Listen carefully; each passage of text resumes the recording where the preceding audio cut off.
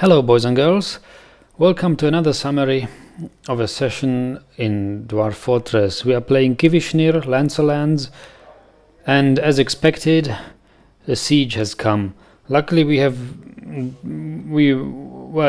cannot tell we are really prepared for it, but at least we have put many more dwarves in our military. We have currently 6 squads full of dwarves. Yet they are mostly very unskilled dwarves and quite fresh there. They had no chance to train on anything but their usual training grounds. I have reorganized the stockpiles here next to the smelters and furnaces or forges. We still are low on booze, but it's manageable by now. We have 159 drinks. And made some more stockpiles in here.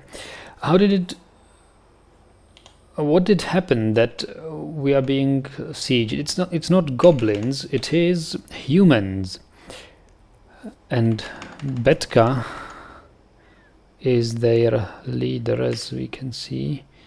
Long-necked creature, 2 fleshy humps. That's not the human. That's the camel. Wait, what? Maybe their leader is mounted on that camel. I have to see whether it's not a human squad led by a camel. But that camel has a name. That's nice.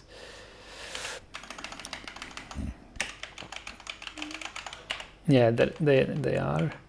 Okay, he is mounted, I can see it. 2-humped camel, and Thep is mounted on him. So who is Thep? Prone to great ambition. Yeah, she is a great fighter, I'm sure. I don't know whether we should fight this siege. Our squads are only 60 dwarves and have no fighters in them really.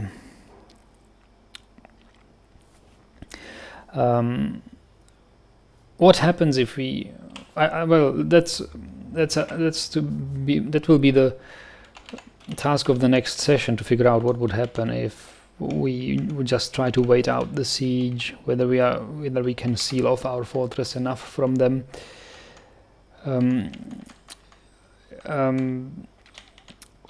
What happened to the humans that they are besieging us? We killed their diplomat. It wasn't my idea, but this is the place. It's somehow still full of blood, but this is the place where their human diplomat was, and I don't know why my dwarves killed it or killed her. Actually, I do have an idea. The human diplomat was a vampire, and somehow our dwarves don't like vampires, but I didn't give any order.